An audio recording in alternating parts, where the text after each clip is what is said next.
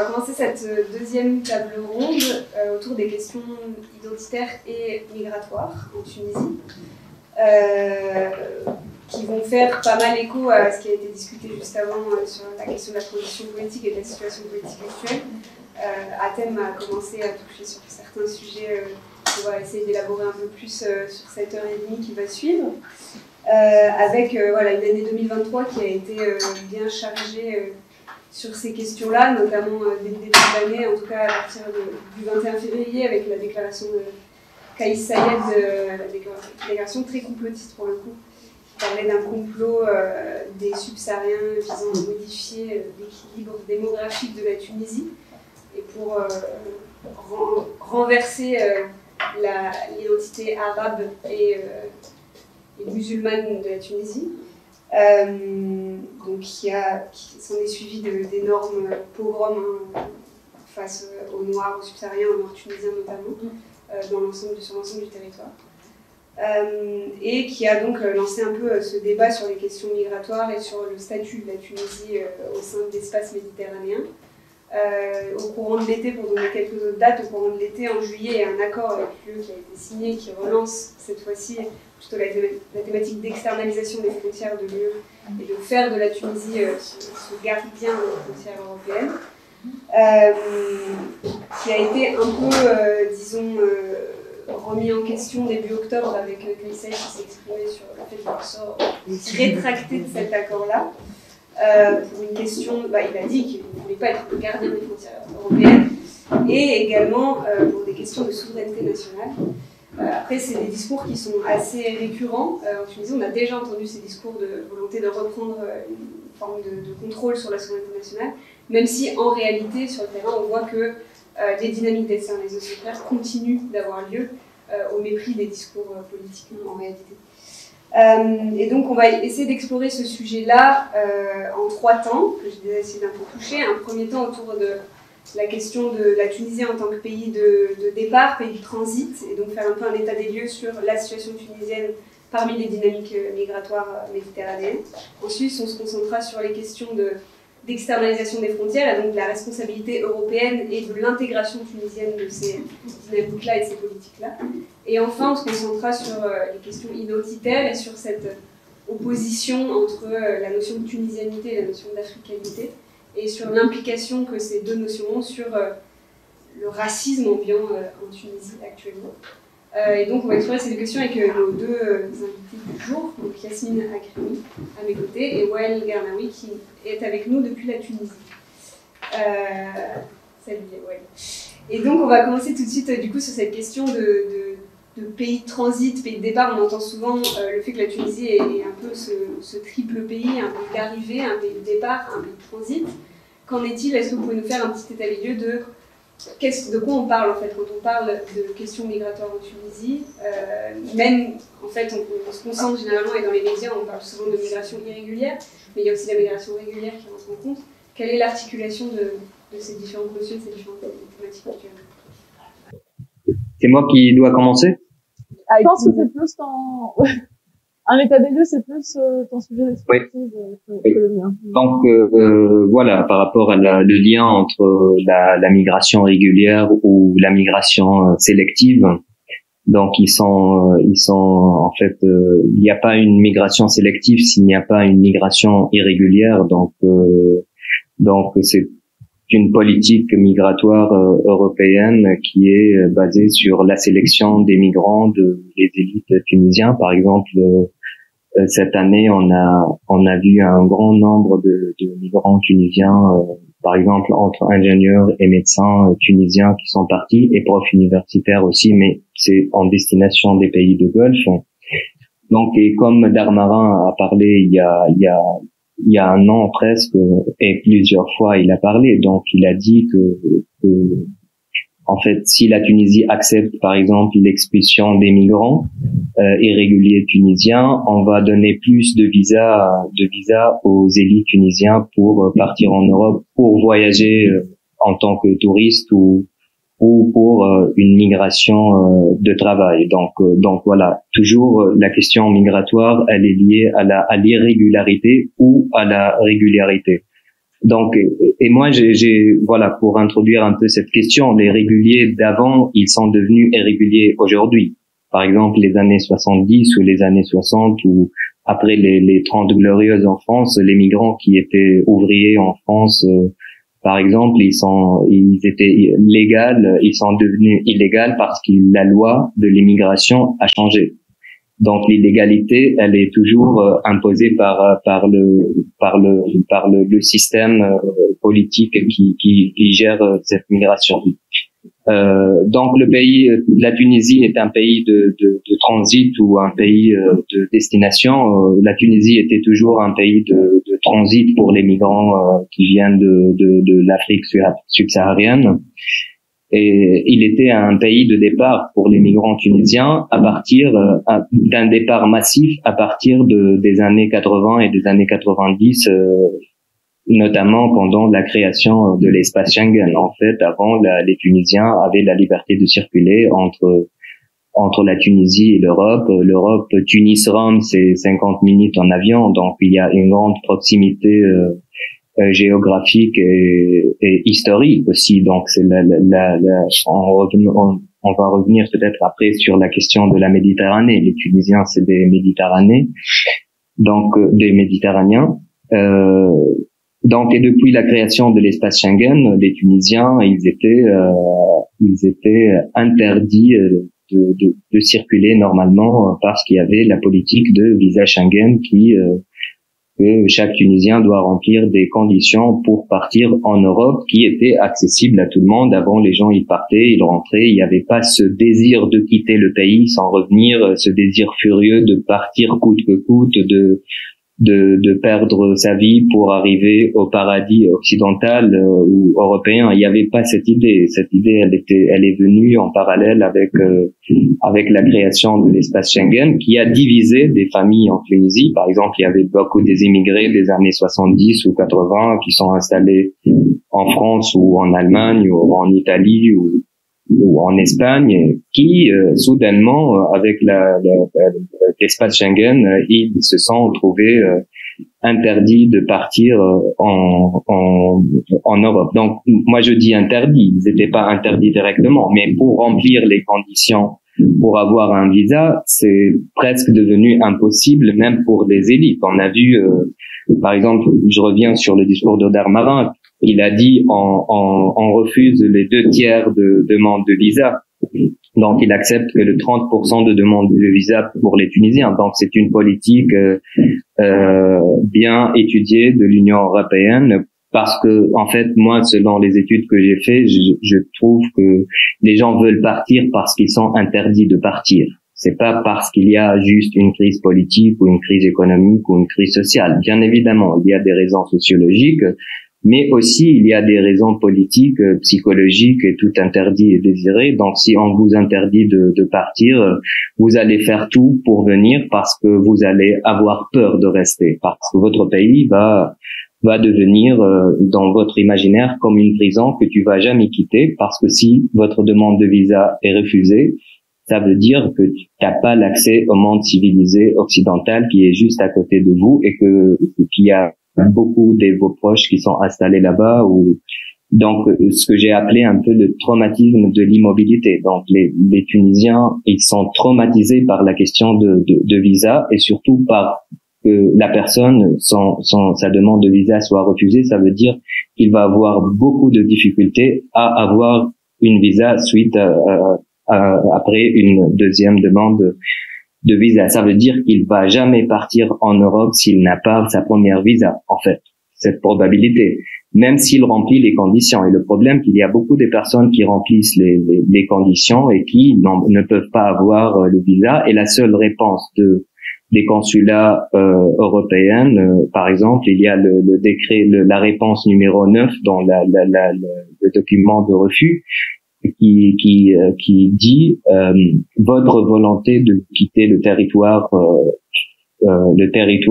par exemple français ou italien après votre séjour n'est pas valide. En fait, ça veut dire on vous croit pas, vous allez partir et ne pas revenir chez vous. Donc c'est un jugement sur la volonté des gens.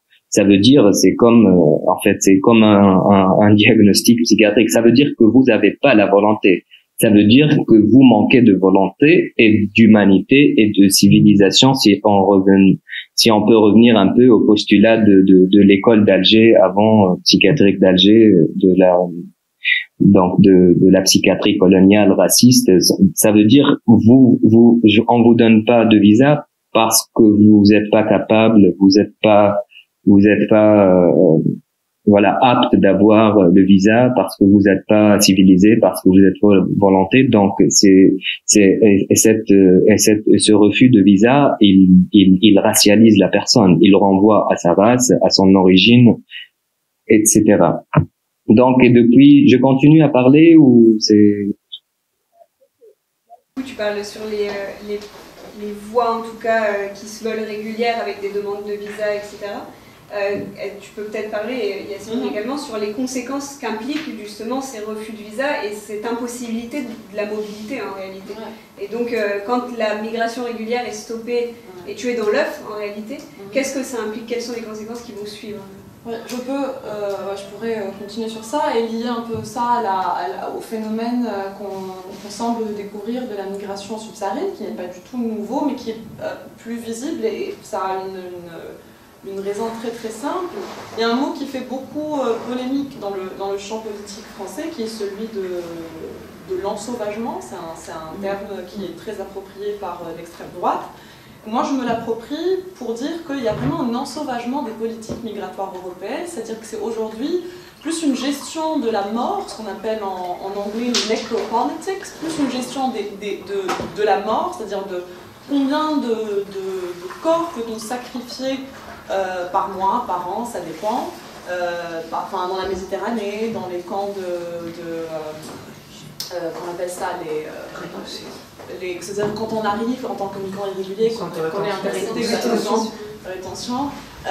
Donc tout ça, c'est vraiment, plus les politiques migratoires européennes deviennent sévères envers les migrants irréguliers et réguliers, mais réguliers, c'est-à-dire que comme a dit aujourd'hui, les personnes qui auraient été complètement c'est-à-dire éligibles pour un visa je parle même pas de 30 ans, hein, je parle d'il y a 5 ans, aujourd'hui ne l'obtiennent plus. C'est-à-dire que quand vous êtes un étudiant et que vous avez les moyens de prouver que vous avez les moyens financiers d'aller étudier en Europe, vous ne l'avez pas. Et ça, je ne parle pas de choses théoriques que j'ai entendues. C'est des amis autour de moi qui ont ce problème-là, et c'est tous les pays, c'est la Belgique, c'est l'Italie, c'est la France, il n'y a pas un seul pays en Europe, donc ce qui dit que c'est une politique européenne organisée. Ce qui fait que plus l'Europe, et donc le financement européen, ce qu'on dit les fonds migratoires, quand on parle de fonds migratoires, les fonds migratoires, c'est principalement les fonds pour empêcher les gens de faire le voyage migratoire, et donc c'est les drones, c'est le financement des formations pour la garde nationale, pour la police, c'est-à-dire que c'est vraiment, il y a vraiment un slogan, enfin pas un slogan, un mot d'ordre qui n'est pas dit comme ça, mais qui est que il faut arrêter les gens, peu importe comment. C'est-à-dire aujourd'hui la garde nationale tunisienne est elle-même complice c'est-à-dire de meurtre, c'est-à-dire les gens meurent en Méditerranée, et parfois c'est la garde nationale qui provoque ces choses-là, ces trucs-là, et il y a une interdiction après d'aller repêcher les corps, même pour les pêcheurs. Ça, c'est s'ils arrivent à dépasser les frontières. Donc, et ça, c'est pas nouveau, hein. C'est depuis Ben Ali, c'est-à-dire que c'est pas du tout nouveau cette approche-là, mais comme je l'ai dit, c'est vraiment en train de s'accélérer et on le voit. Et ce qui se passe avec la migration subsaharienne, c'est que les gens ont toujours de tout temps, c'est-à-dire depuis le début de l'humanité, on n'a jamais pu empêcher les gens de migrer, de vouloir chercher un avenir meilleur, peu importe où se trouve l'avenir meilleur. Les migrants subsahariens aujourd'hui, le mot d'ordre, c'est de ne pas les laisser, eux et les migrants tunisiens, et marocains et algériens, d'empêcher par tous les moyens qu'ils passent. Sauf que les pays du sud de la Méditerranée ne sont ni prêts, ni en envie d'accueillir les migrants. migrants subsahariens qu'ils empêchent de passer. Ce qui fait que, en fait, on les met dans des sortes de ghettos, voilà, et sociaux et légaux. C'est-à-dire qu'il n'y a pas de possibilité de régularisation, il n'y a pas de possibilité d'accès au marché du travail de manière régulière, il n'y a pas de possibilité de logement. Et donc, en fait, on est en train de se soumettre aux politiques migratoires européennes qui, elles, deviennent de plus en plus meurtrières. Mais en même temps, il n'y a pas possibilité pour des pays comme la Tunisie, comme le Maroc, de vraiment, c'est-à-dire les citoyens, eux déjà veulent quitter, il n'y a pas possibilité qu'il y ait un vrai avenir pour les migrants subsahariens. Et on en parlera après. La dernière chose, c'est que du coup, on retrouve des logiques de racisme et de fascisation qu'on n'avait pas avant en Tunisie. C'est-à-dire que ce que tu as évoqué, donc le communiqué du président de la République, c'est pas quelque chose d'anodin dans l'histoire du racisme en Tunisie. Il y a toujours eu des formes de racisme social, mais qu'un chef d'État arabe, africain, du Sud, global, vienne dire cette population-là porte un risque de grand remplacement, en gros, ça n'existe pas. Hein, c'est-à-dire que cette rhétorique-là, elle n'est pas née en Tunisie, elle n'est pas née dans le Sud global. Donc forcément, quand on importe des logiques c'est-à-dire de migration ou d'interdiction de la migration, de contrôle de la migration qui nous sont imposées, il y a aussi une adaptation de logiques anti-migrants qui sont présentes en Europe depuis très très longtemps. Et donc vraiment c'est un double drame si vous voulez. Donc, les migrants irréguliers se retrouvent irréguliers, ceux qui sont irréguliers n'ont aucun moyen d'avoir une vie voilà, digne entre-temps. Et puis il faut se rappeler, c'est pas juste des migrants irréguliers tout ça, c'est vraiment une politique de la mort. Le nombre de morts en Méditerranée a augmenté d'une manière effarante. Je pense en 6-7 mois, on a eu 10 000 disparus. 10 000 disparus. C'est-à-dire, imaginez, dans un pays, vous venez, vous dites, il y a 10 000 personnes qui sont parties, on ne sait pas où elles sont. Certaines sont mortes, certaines ont été arrêtées, certaines peut-être sont arrivées. 10 000, c'est incroyable ce qui se passe. Voilà. Tu veux rebondir, ouais. Oui, par rapport au discours de Kais Saied, par exemple, parce que l'externalisation des frontières, c'est une externalisation des pratiques, en fait, politiques auprès des immigrés, et cette pratique ne peut pas ne pas avoir un discours en parallèle, en fait. Donc, même le discours de Kais Saied, il a évolué en parallèle de sa politique, parce que, et après, il a retrouvé une certaine légitimité, parce que la légitimité de Kais Saied, elle a un peu baissé parce il y a eu beaucoup de difficultés économiques et sociales pendant il y a un an, et à partir de la crise migratoire en Tunisie, donc il a repris sa légitimité en entrant en contact avec les gouvernements européens, les gouverneurs européens comme Macron ou Meloni, etc. Il a reçu des ministres, des responsables européens. Donc cette politique, elle a ramené avec elle son discours de l'extrême droite en Europe, en fait, qu'il a imposé en Tunisie. Mais après, la question de racisme aussi, en fait, moi je pense que l'externalisation des frontières elle a des conséquences énormes sur la Tunisie. Mais le débat, il était un peu orienté vers est-ce que les Tunisiens ils sont racistes ou non, est-ce que le racisme c'est d'origine arabe ou d'origine européenne, ou c'est la traite atlantique ou transatlantique ou arabe ou saharienne. Donc, mais personne n'a parlé de l'impact de cette externalisation des frontières sur les gens. Donc moi, dans cet article, je me suis basé sur une enquête que j'ai fait à la ville de Sfax auprès des migrants clandestins, des migrants subsahariens et clandestins tunisiens aussi, parce qu'ils partent dans le même bateau, en fait, c'est ça. Parce que quand on parle de racisme institutionnel ou un racisme contre, ça veut dire qu'il y a un rapport de pouvoir. Mais là, il n'y a pas de rapport de pouvoir. Ils sont les deux dans la misère et ils rencontrent des difficultés. Et les deux, les subsahariens et tunisiens, ils veulent quitter le pays coûte que coûte. Donc quand on parle de racisme, il doit avoir un peu de rapport de pouvoir entre les deux. Donc la première enquête, je l'ai faite à Sfax observer, interviewer des subsahariens. En fait, la ville de Sfax est devenue comme un peu comme on va dire à Paris les portes de la Chapelle. Voilà, c'est une ville transitoire de transit pour partir en Europe. Et Sfax, Kerkena, il y a l'île de Kerkena en face de Sfax, à quelques kilomètres de Sfax, donc c'est l'île la plus proche de Lampedusa. Donc les migrants, quand ils partent de Sfax, donc ils gagnent plus de temps et moins de risques pour arriver en bonne santé à l'île de Kerkena. Donc c'est l'une des raisons.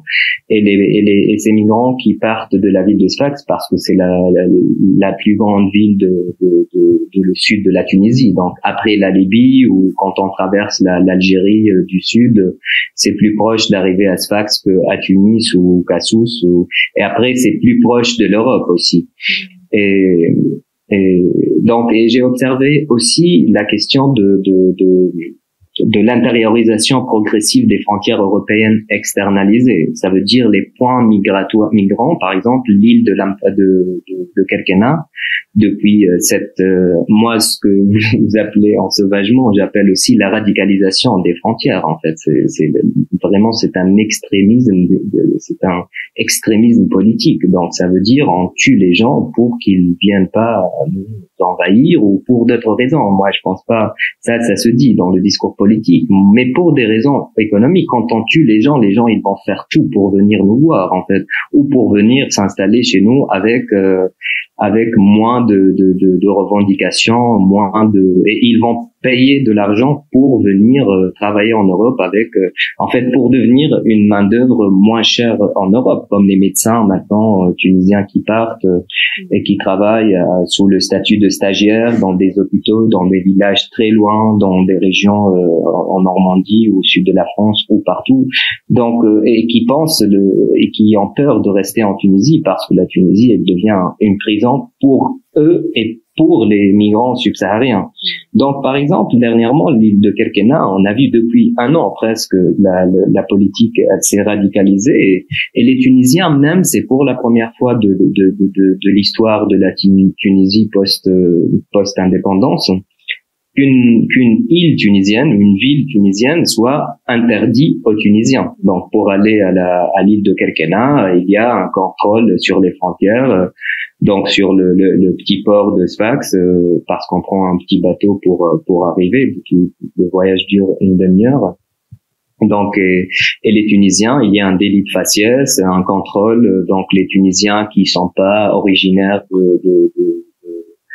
de l'île, ils sont interdits de partir, et bien évidemment, il n'y a aucun migrant subsaharien qui a le droit de partir. Donc déjà, les migrants, ils payent de l'argent pour les passeurs pour arriver à Kerkena, ils payent 500 dinars tunisiens, ça veut dire équivalent à 150 € ou 200 € en Europe, donc pour juste arriver à l'île Kerkena. Donc cette externalisation des frontières, comme disait ma collègue, donc elle avait un impact sur l'économie dans l'île de Kerkena, parce que c'est une île, c'est des îlots en fait, un archipel des îles, donc qui est touristique. Donc avant il y avait pendant l'été il reçoit 300 000 personnes pendant l'été. Maintenant il reçoit que 50 000, 20 000. Même il y avait des problèmes pour les habitants de l'île de Kerkena quand ils ont un mariage ou quand ils vont partir faire la fête là-bas. Quelques membres de leur famille, ils sont interdits. Par exemple, si quelqu'un embauche un ouvrier pour travailler avec lui dans la construction, il doit signer une autorisation et l'accompagner vers le port. Donc, c'est vraiment toute une politique avec les problèmes de pollution dans l'île, des pêcheurs et tout, et la question de la pêche et des problématiques de la pêche. Donc, voilà, il y a un impact sur les villes. Donc, on intériorise les frontières. Donc, maintenant, on a de plus en plus des checkpoints en Tunisie, en fait, dans tous les ronds-points. La police, elle est partout et tout. Et cette police, bien sûr, le ministère de l'Intérieur et de la Défense, ils sont financés par l'Union européenne et surtout la garde frontière pour contrôler les migrants. Mais après, moi, je faisais une enquête dernièrement. Une Tunisienne, elle m'a dit, je me sens, quand je suis allé à la poste de la police, je me sens que je suis que je suis comme une immigrée chez moi, en fait. C'est comment ils me demandent les papiers et tout. En fait, tout est devenu compliqué parce qu'il y a une radicalisation des politiques migratoires. Ça veut dire dans le sens, il y a plus de police, il y a plus d'investissement sur la question de la mobilité. Et on sait que le pouvoir contemporain, il agit sur la mobilité des gens, sur les corps des gens, donc les corps des gens mobiles. Et c'était toujours le cas pendant la colonisation. François Fanon a beaucoup parlé des rêves des migrants qui rêvent de courir, de sauter, de se déplacer parce qu'ils sont immobiles, parce qu'ils sont obligés de rester chez eux, ils sont enfermés. Donc autre chose, comme elle a dit un peu Yasmine, donc c'est que la société tunisienne elle a impacté de jour à la nuit par la mort et les disparus. Donc on a moi ce que j'appelle c'est une société en deuil. Chaque jour il y a des morts dans la mer. La mer Méditerranée est devenue comme un cimetière en fait. Et là partout comme il y a un nombre, comme elle a dit, il y a un nombre énorme de disparus et des morts. Donc il y a des familles endeuillées avec un deuil pathologique et compliqué. Ça veut dire qu'ils n'ont pas les corps excusez-moi, ils n'ont pas trouvé les corps de leurs enfants. Ça veut dire qu'ils sont dans la première phase de deuil, qui est le choc. Donc pendant des années, pendant 1 an, 2 ans, moi je connais des familles qui attendent jusqu'à maintenant, qui sont toujours connectées sur téléphone. Peut-être un jour mon fils il va m'appeler parce qu'ils n'ont pas sûr qu'ils sont morts, ils n'ont pas résoudre leur processus de deuil. Donc et les familles se sont organisées, comme on a vu à Zarzis ou à Tunis avec l'association Terre pour tous et tout. Donc il y avait des mouvements de solidarité pour avoir juste une réponse du gouvernement ou l'État tunisien ou de l'Europe, voilà, on n'a pas reçu votre enfant ou votre fils il est mort. Et il y a même des symptômes, moi en tant que psychologue clinicien, donc par exemple des familles qui mangent plus les poissons parce que les poissons ont mangé leurs enfants, donc qui prennent plus la douche parce que le seul contact avec l'eau, ça réactive des traumatismes de la mort de ces enfants, et ils imaginent comment leurs enfants sont en train d'être morts, mangés par les poissons, etc. Donc, et la troisième conséquence, c'est le fait que les Tunisiens, ils sont devenus racistes auprès des subsahariens, parce que quand tu enfermes des gens dans un seul endroit avec une crise politique et sociale et économique, ça va être comme disait aussi Fanon sur la révolution, sur la guerre en Algérie ou la révolution, les corps musculaires en fait, les corps en tension. Donc, et ce qu'on a vu, c'était surtout dans les quartiers populaires à Sfax, sachant que Sfax c'est l'une des grandes villes où il y a on va dire, effervescence économique, etc. Et les Sfaxiens, ils sont connus par leur investissement dans l'industrie, le commerce, etc.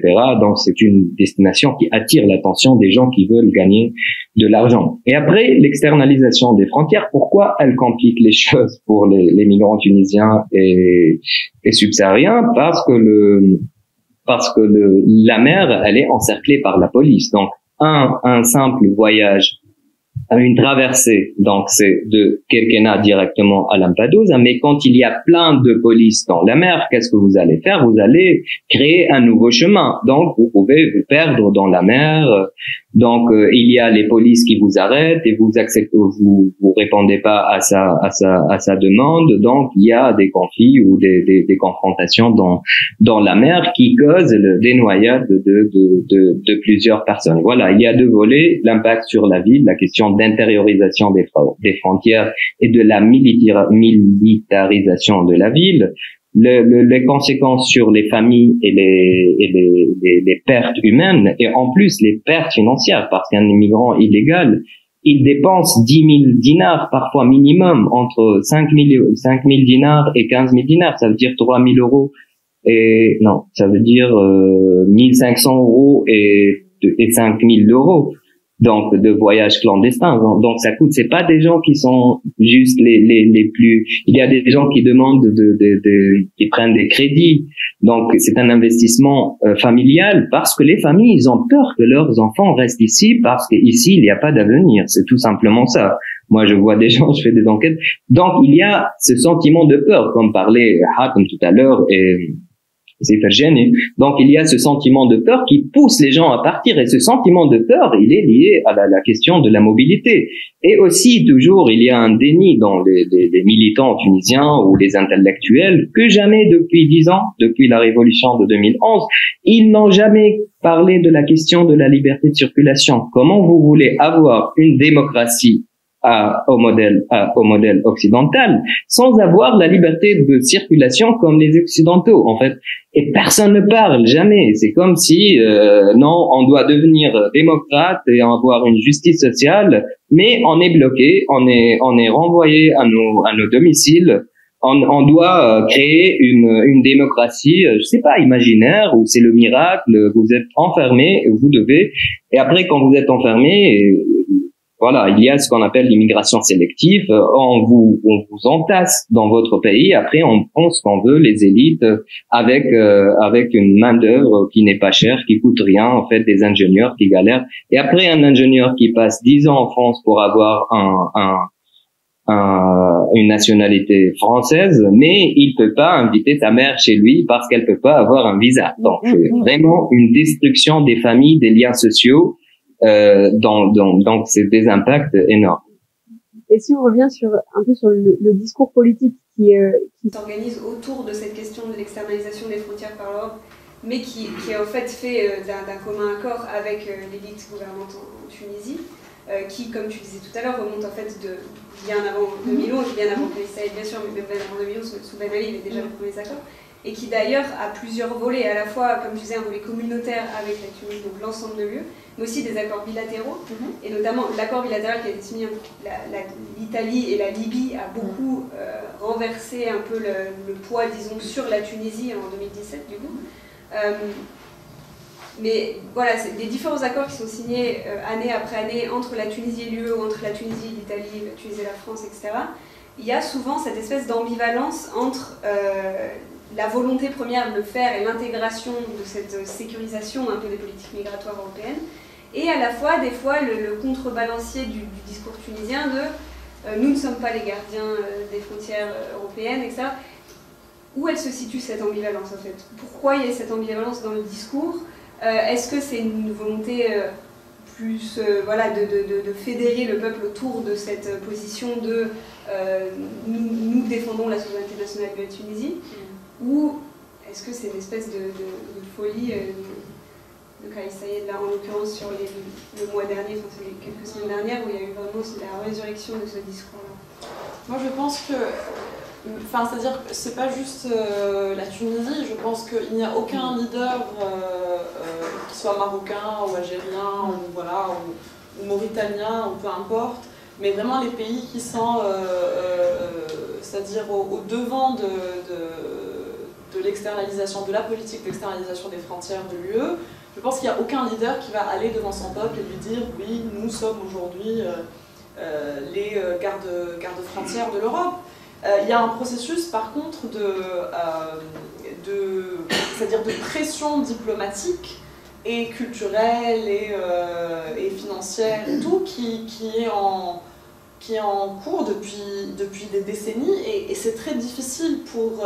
En plus, il faut se rappeler que les pays du sud de la Méditerranée négocient seuls face à un bloc généralement, ou avec des pays bilatéraux, c'est-à-dire des accords bilatéraux, c'est-à-dire qu'il n'y a pas une union du Maghreb arabe ou une union africaine qui va pouvoir négocier et instaurer un petit peu un rapport de pouvoir plus égalitaire avec un bloc comme l'UE. Donc vraiment, quand la Tunisie, qui aujourd'hui par exemple a vraiment besoin du prêt du Fonds monétaire international, et en général qui est très dépendante à l'aide au développement, qui est très dépendante de l'Union européenne comme partenaire voilà, économique premier, c'est très difficile pour la Tunisie d'aller dire ben nous on veut pas, on va complètement sortir de ce paradigme-là. C'est très difficile pour un pays comme l'Algérie aussi. L'Algérie qui a plus d'indépendance, en tout cas en théorie, d'indépendance économique, et qui a un leadership qui est beaucoup plus basé sur l'idée de la souveraineté nationale.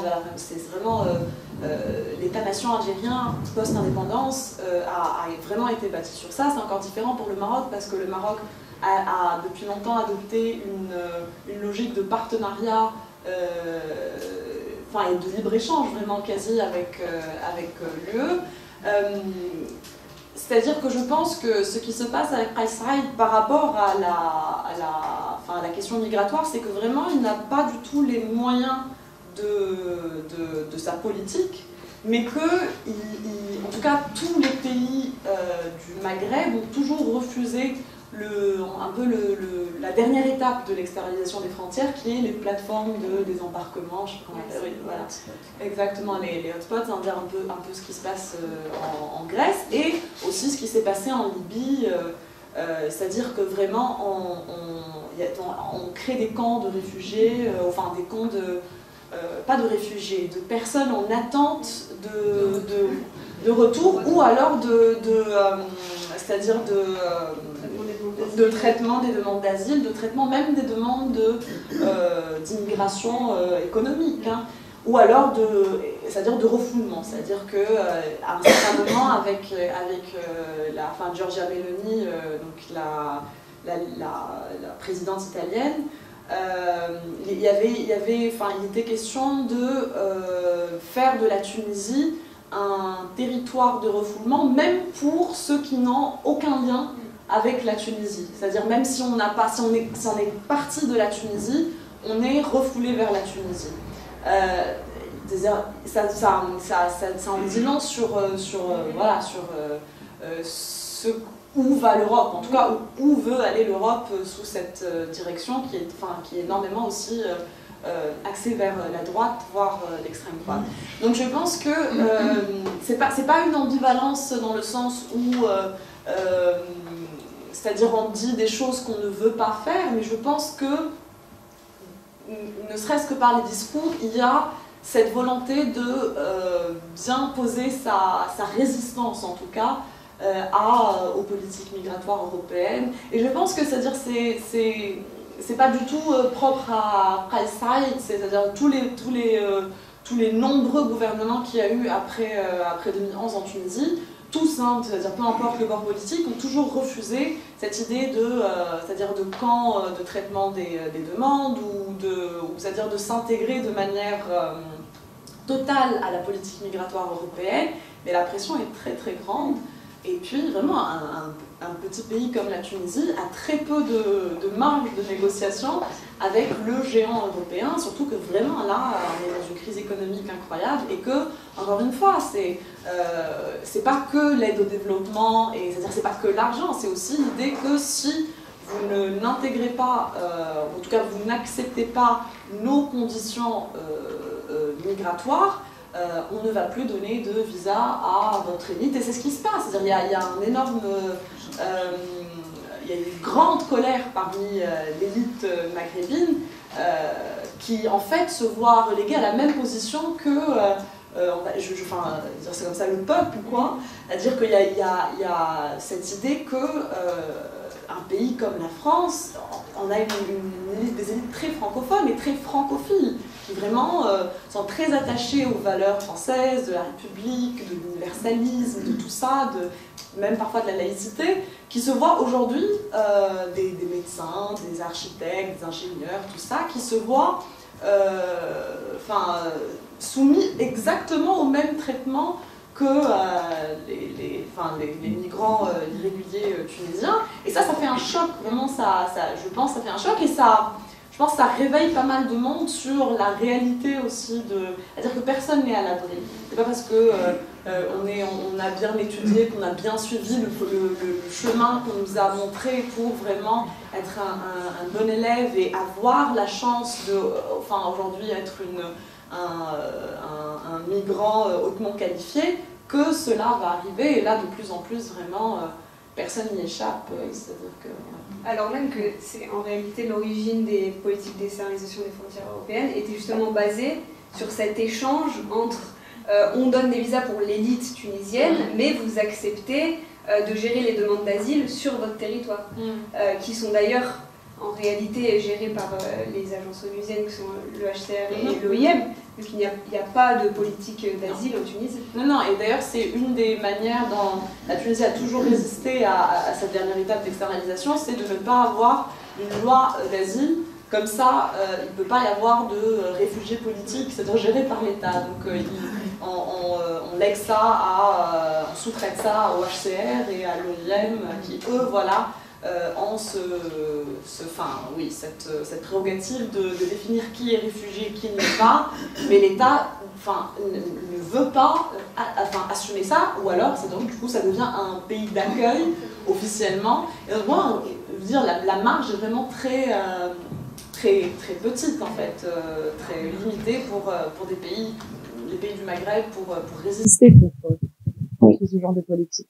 Oui, tout à fait. Je suis tout à fait d'accord avec toi, Yasmine. En fait, Kais Saied, il s'est trouvé dans une position très compliquée par rapport à ça. Qu'est-ce qu'il va faire? Bon, la question migratoire. Il y a beaucoup de pression depuis la révolution, en fait. Avant, par exemple, si PJ Kais Saied, s'il a signé des décrets avec l'Italie. Oui, avec l'Italie, pas mal de fois, mais toujours le Parlement, il bloque, en fait. Il y avait la démocratie. Mais maintenant, ils ont un bloc, comme disait Yasmine, de l'Union européenne, contre un président qui gère le pays tout seul. Donc, il s'est trouvé dans une position très délicate et il cherchait une sortie, en fait, une solution. Mais en même temps, la politique migratoire en Tunisie, on n'a pas, voilà, par exemple, des centres de recherche qui réfléchissent la question migratoire, qui est une question stratégique. En fait, la migration était toujours la Tunisie avait toujours des intérêts de ces migrants, les devises et tout, l'envoi de l'argent. En fait, elle comptait sur le départ de ces élites ou des ouvriers ou des migrants clandestins. Donc, pour trouver des solutions pour le problème de chômage et non-emploi en Tunisie. Donc, Kais Saied, il n'a pas des conseillers qui sont connus sur ce sujet et tout, et il savait pas quoi faire. Donc, la seule solution de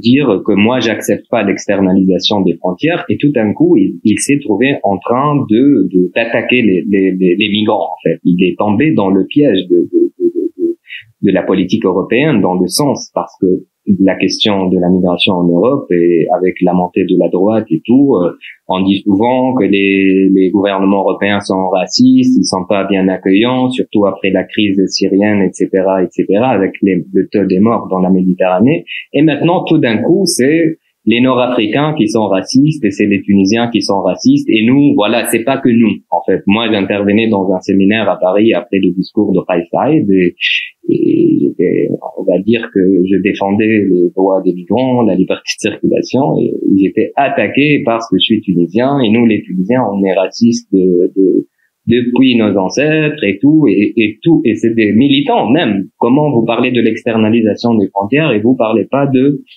votre racisme, en fait, biologique, quoi. Donc, on s'est trouvé, donc, on est racisé et raciste. Donc, on s'est trouvé dans une position, très compliquée, donc, et Kais Saied, après, il voulait réparer ça, et parce qu'il s'est trouvé piégé, il savait pas. Moi, je pense qu'il savait pas comment ça se passe les choses. C'est pour ça qu'il a pris. Non. Et après, quand on sait pas, on dit du n'importe quoi. Je pense pas qu'il est fou, mais il veut faire des choses, mais les choses sont très compliquées parce qu'on peut pas les faire tout seul, tout simplement. On peut pas gérer tous les dossiers d'un pays comme ça, en fait, il est pas génie, il n'a pas une culture politique, il connaît pas toutes les questions, en fait. Donc, il va dire des choses, il va revenir, il teste, en fait, voilà. Et après, il va trouver une sorte d'un discours un peu populiste pour dire non, c'est pas comme ça, en fait, mais voilà, il est dans la réaction, on va dire, de cette pression. Et il s'est trouvé dans l'impasse, et après vient la question de Gaza, voilà, ça apaise un peu la tension sur lui, il devient le héros du pays. C'est confortable pour l'Union européenne parce qu'en réalité, accueillir aussi ces migrants comme ça a été le cas en Grèce pour longtemps, et sur ce que tu disais tout à l'heure, c'était aussi... On vous entend absolument pas. Ah, c'est bon. Puis c'est bien servi plutôt. Mais du coup, ouais, c'est assez confortable pour l'Europe, étant donné que c'est aussi un moyen d'échapper aux accusations de non-respect des droits de l'homme, notamment, ce qui était le cas en Grèce, etc., et de renvoyer ce non-respect des droits de l'homme sur des pays tiers, comme la Tunisie dans ce cas-là, qu'ils appellent d'ailleurs les pays tiers sûrs. C'est pour ça qu'ils acceptent de mettre en place ces échanges-là. Mais c'est un peu qu'en est-il en fait, parce qu'on parle d'un pays tiers sûr, mais comment vraiment des migrants subsahariens par exemple vivent en Tunisie? C'est ce que tu évoquais tout à l'heure. Est-ce que c'est vraiment un pays tiers sûr? Comment les sûr, c'est-à-dire il n'y a pas de conflit. C'est comme ça qu'en gros l'Europe, il n'y a pas de guerre, il n'y a pas de conflit, il n'y a pas de génocide, en gros c'est ça. Mais le fait que ce pays ne soit absolument ni prêt ni équipé pour accueillir des migrants en situation vulnérable en plus, qu'on sait en plus que la Tunisie, depuis tous les pays du Maghreb, depuis l'indépendance, ont adopté en plus le même modèle jacobin de l'État-nation, c'est-à-dire vraiment un modèle d'unicité du peuple, c'est-à-dire les minorités ne sont pas du tout reconnues. Le code du travail en Tunisie c'est vraiment un code du travail qui adopte vraiment l'idée de la préférence nationale, vu le marché aussi. On sait aussi que c'est-à-dire les liens entre l'Afrique du Nord et l'Afrique subsaharienne, et ça c'est aussi un legs colonial, sont quasi inexistants. Je vous donne juste un chiffre, c'est-à-dire que le nombre de visas de travail accordés entre 2011 et 2017, je pense, pour les migrants subsahariens, c'était de l'ordre de 1 à 2%. 1 à 2% de l'ensemble des permis de travail accordés. Je pense qu'environ 70% sont des Européens de l'Ouest. Donc ça vous dit que c'est sûr, oui, c'est-à-dire il n'y a pas de guerre en Tunisie. Mais on sait très bien ce qu'on veut dire et ce qu'on entend par pays sûr quand on sait que les propres citoyens d'un pays quittent en masse. Donc voilà, pays sûr c'est ça, mais vous parliez tu parlais de délocalisation, mais l'Europe fait souvent ça, c'est-à-dire l'Europe délocalise par exemple son empreinte carbone, l'Europe délocalise c'est-à-dire sa politique migratoire, et il y a cette idée que vous voyez, ça ne se passe pas sur le continent européen, donc on ne peut pas vraiment être responsable, même si c'est une conséquence directe de politique migratoire européenne, mais j'ai l'impression que vraiment c'est ça, c'est l'idée que il y a une compréhension très profonde en Europe qu'on ne veut plus de migrants, ou alors vraiment c'est vraiment un truc très très sélectif, et donc on va vraiment c'est-à-dire changer complètement, et on a déjà complètement changé notre politique migratoire européenne, sauf que quand l'Europe décide de changer sa politique migratoire, le monde ne change pas forcément autour, pas du tout. Et comme on voit, c'est-à-dire que ce qu'on appelle les rapports Nord-Sud, avec le néolibéralisme, avec les crises qu'a engendré le néolibéralisme, l'inégalité entre les pays du Sud global et les pays du Nord, sont beaucoup plus creusées aujourd'hui qu'elles ne l'étaient lors des indépendances. C'est-à-dire que ça va de mal en pis, et donc forcément, comme ça va de mal en pis, les gens vont vouloir quitter. Et donc, oui, donc cette idée de délocalisation, j'ai l'impression que c'est la solution ultime européenne, mais ça marche pas, ça marche pas très bien là, pour l'instant.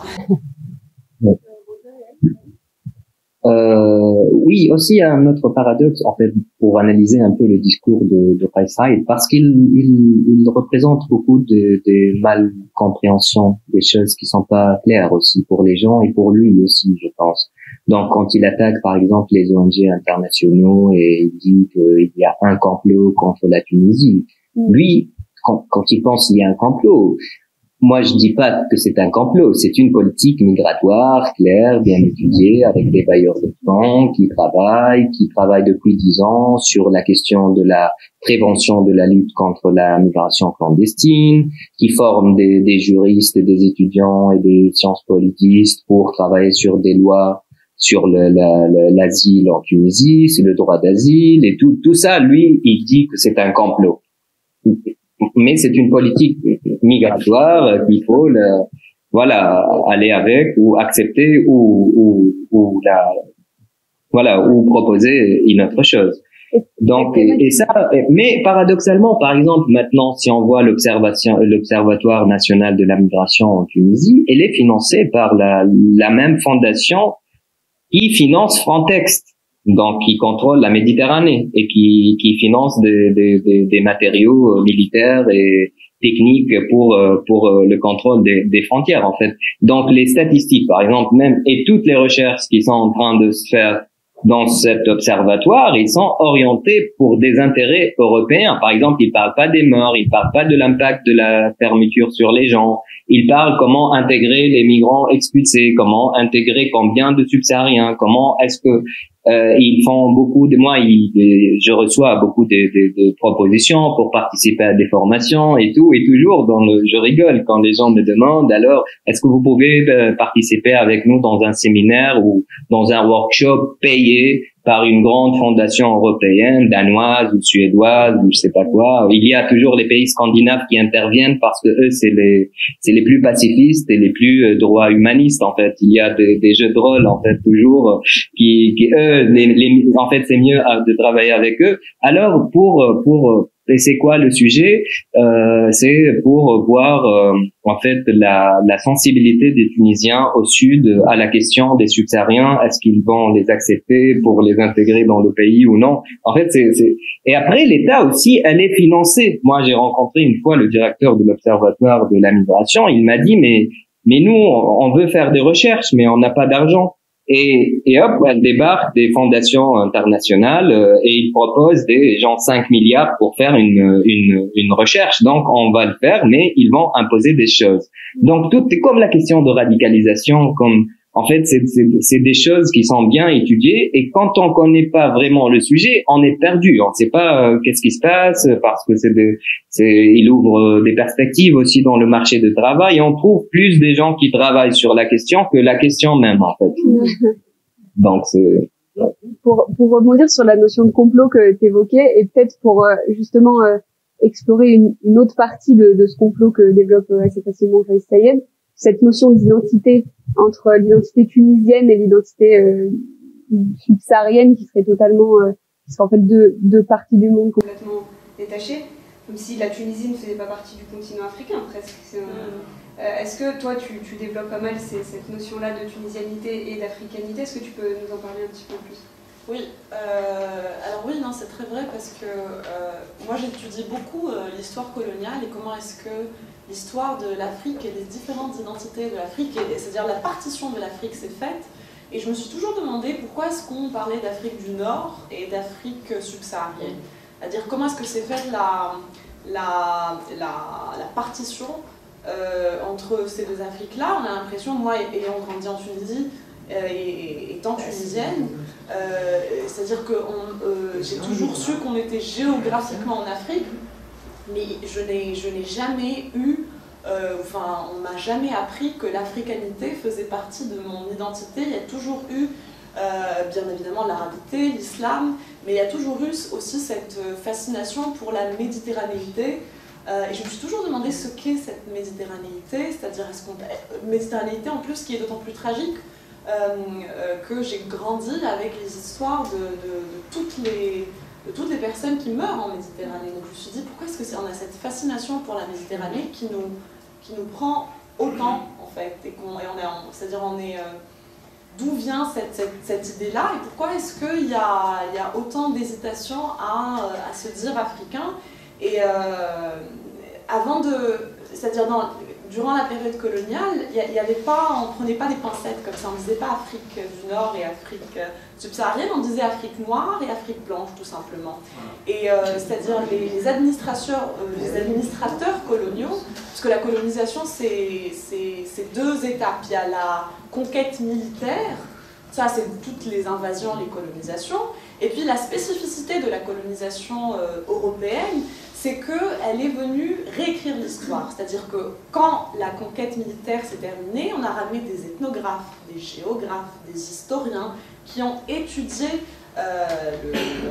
c'est-à-dire l'histoire du pays, qui ont traduit des textes en arabe, qui ont enseigné dans les universités maghrébines. Et l'idée était en fait de rattacher les pays du Maghreb donc les pays du Maghreb. On dit Maghreb, on se demande jamais pourquoi on dit Maghreb, mais en fait c'était pour isoler les colonies françaises, donc Tunisie, Maroc, Algérie, et c'était pour les rattacher à l'Empire romain que c'est-à-dire la France se considérait comme héritière exactement de l'Empire romain, et donc il y avait cette idée de rattacher les colonies françaises à la Méditerranée, et évidemment quand il y a eu la décolonisation, c'est-à-dire les conseillers français sont restés énormément et ils ont beaucoup contribué à écrire des manuels scolaires en Tunisie, alors que la partition entre l'Afrique blanche, pourquoi l'Afrique blanche aussi, et aujourd'hui on se voit beaucoup comme blanc en Afrique du Nord, j'en parle dans mon texte, parce qu'il y avait l'idée que la vraie Afrique c'était l'Afrique noire, et que l'Afrique blanche, donc l'Africain blanc, c'était un petit peu quelqu'un qui n'était pas complètement perdu, qui pouvait être civilisé. C'était vraiment ça, on retrouve ça dans les textes coloniaux. Et c'était l'idée que, c'est-à-dire qu'il est sauvable quelque part. C'est pas complètement un sauvage, mais par contre l'Africain noir, là, on peut rien pour lui. Et aujourd'hui, on a beaucoup internalisé c'est-à-dire on ne le dirait pas comme ça forcément, mais on a beaucoup internalisé cette idée que l'Afrique subsaharienne c'est un peu Nicolas Sarkozy l'avait dit à l'époque, c'est-à-dire le problème de l'homme africain, il avait dit, quand il dit homme africain, il dit homme noir, hein, mais l'homme africain c'est qu'il n'est pas rentré dans l'histoire. Mais c'était vraiment ça, c'est-à-dire qu'on a l'idée qu'il n'y a pas d'histoire, il n'y a pas de civilisation, c'est une barbarie, une sorte de barbarie. Et aujourd'hui, moi, c'est-à-dire pour moi, mais pour beaucoup d'autres, c'est-à-dire personnes qui étudient la question, c'est cette idée de se distancier en fait de cette africanité qui n'est pas du tout synonyme de modernité, qui n'est pas du tout synonyme de civilisation. Et c'est l'idée qu'on peut, c'est-à-dire en accélérant un peu le pas sur le développement, rejoindre la Méditerranée, l'homme blanc. Et donc, moi en tout cas, et c'est pour ça que c'est tragique aussi, la politique migratoire européenne, parce qu'elle reprend aussi cette idée de zone tampon, en fait, hein, donc de l'Afrique du Nord, complice, en fait, dans la scission de l'Afrique, et c'est-à-dire le meurtre hein, et vraiment la violence exercée sur les frères africains au final, parce que c'est une communauté de destin, comme a dit oui, et quand un Tunisien et un Ivoirien montent sur une barque, ils ont le même destin, hein. C'est-à-dire que le rapport de pouvoir est inexistant, mais le rapport de pouvoir est artificiellement maintenu. Parce que c'est comme ça, c'est une gouvernance raciale, ça a toujours été comme ça, c'est-à-dire la colonisation, et on vit pas dans un monde complètement décolonisé, ça c'est sûr. En fait, ouais, vas-y. Oui, en fait, moi je trouve que c'est une question passionnante pour réfléchir et tout, à part ce qui est dit ou la réalité, parce que le racisme, on va dire social, il a toujours existé, parce que ça vient de l'instinct grégaire. Il y a toujours nous et vous, c'est instinctif. Mais après, c'est le contexte politique qui rend les choses sérieuses, comme le discours de Faisal. Par exemple, en 2011, les Tunisiens, quand ils ont accueilli les subsahariens et les migrants bengales et tout, il y avait une ambiance de dignité, de révolution, de liberté. Donc, ils ont intégré ces gens dans cette dynamique, en fait, cette effervescence politique et révolutionnaire et tout. Maintenant, avec Faisal, avec la crise et tout, donc ces personnes, ils sont devenus des mauvais objets, les autres. Donc, avant, c'était nous. Parce que c'est nous qui a fait la révolution, donc tout qui vient chez nous, c'est la révolution. Maintenant, tout ce qui vient, c'est mauvais de l'Europe ou d'ailleurs. Et pour revenir sur la question en fait de l'hiérarchisation, elle a toujours existé, l'hiérarchisation de race, surtout pendant la période coloniale, elle est devenue visible et c'est l'histoire proche aussi. Il y a des textes et tout. Et moi, je trouvais un texte intéressant un livre de Alexis Spire qui parlait de l'administration coloniale entre 47 et 60. Donc, comment les agents qui travaillaient dans les colonies, les agents militaires ou la police, etc. Ils sont transformés et travaillés dans des administrations des migrants en France et en Italie et tout. Donc c'est les mêmes pratiques coloniales qui étaient transformées en pratiques auprès des migrants. Donc les migrants, c'est l'ex-colonisé. Et après, l'hiérarchie, maintenant, on peut la voir. Moi, ce que je fais, par exemple, si on voit, par exemple, un Allemand ou un Français ou un Suédois ou un Japonais qui a le droit à avoir le visa ou à voyager à 200 pays ou 190 pays. Et après, vous pouvez voir la hiérarchie des races. Moi, je la vois avec la question de la liberté de circulation.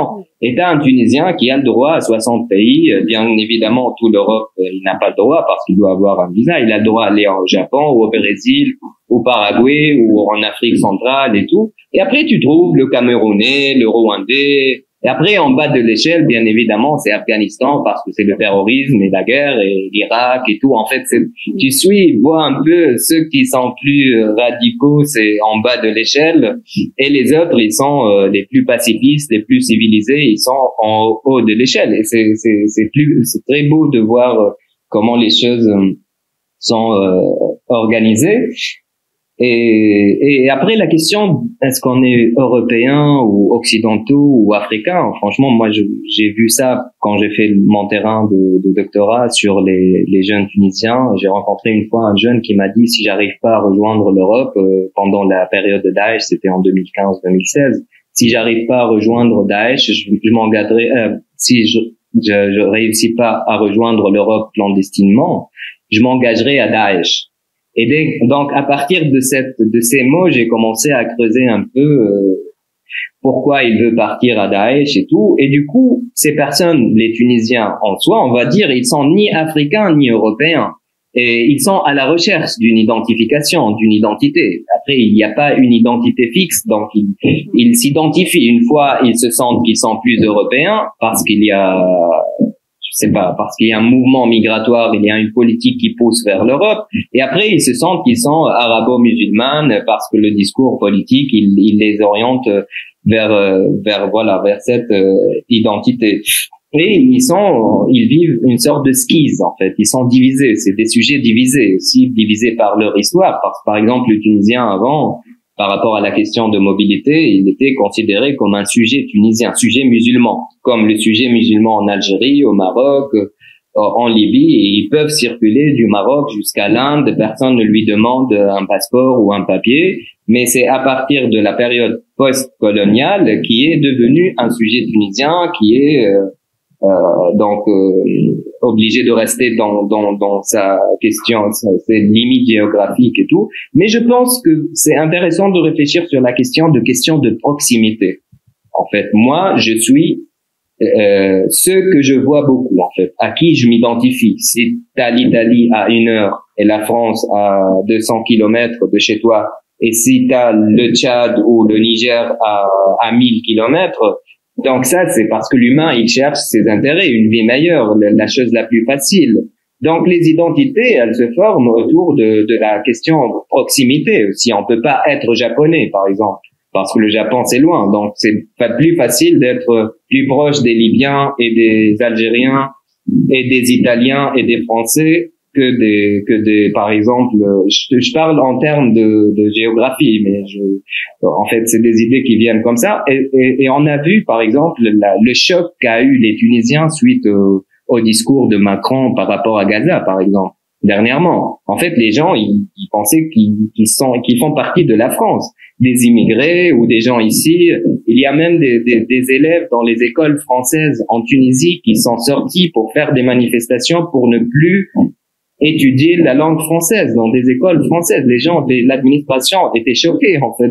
Donc voilà, il y a ce bouleversement politique qui impacte directement les identifications. Donc ils veulent plus aller en France, ils veulent plus ailleurs, peut-être en Allemagne, parce que la France, elle est très radicale, ou il y a beaucoup de gens qui veulent partir aussi au Canada parce qu'ils respectent plus la religion, les musulmans, etc. Donc voilà, c'est une question qui vraiment nécessite beaucoup de débats et d'ailleurs, ouvrons ce débat à l'audience. Si il y a des questions dans la salle, c'est l'occasion de partager cette discussion. Est-ce que... Ouais.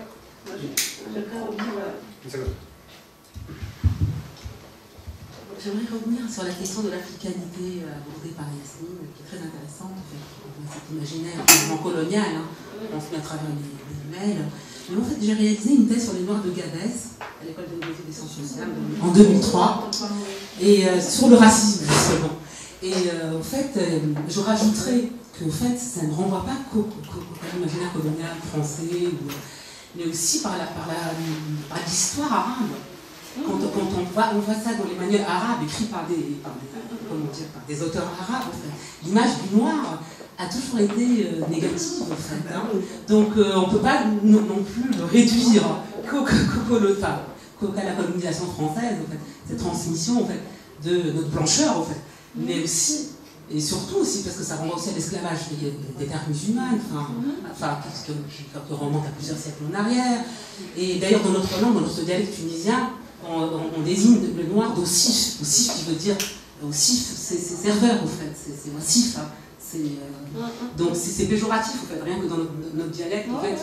Donc ça se complète. Voilà, je voulais juste rajouter cet élément. Et puis voilà, en tout cas...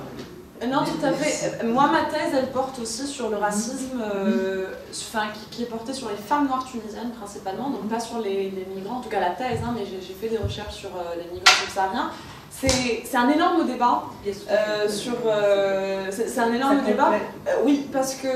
Alors oui, non, complètement. Moi, je pense qu'il y a des formes de racisme global qui viennent de la blanchité globale occidentale qui se marient à des formes locales qui ont toujours existé. Après, moi, ma thèse, c'est que le racisme anti-noir qui a toujours existé partout, pas que dans le monde arabe, il y a des pays, c'est fascinant, il y a des pays comme l'ex-URSS qui n'ont aucun contact avec l'Afrique, où il y a eu des exactions contre des Noirs, d'une violence inouïe. C'est-à-dire que la figure du Noir, elle est discriminée partout. Mais moi, ma thèse, justement, et ça je rejoins l'école décoloniale, c'est que d'où vient en fait cette idée que le Noir est, c'est-à-dire au plus bas de la chaîne de l'humanité, je pense que c'est l'impact en fait de la traite transatlantique. C'est-à-dire la traite transsaharienne, à